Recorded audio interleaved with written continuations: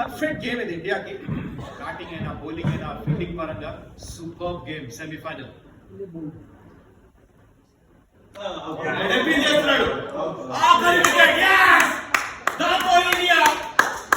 మరి 2024 ఫైనల్ కి చేరుకుంది.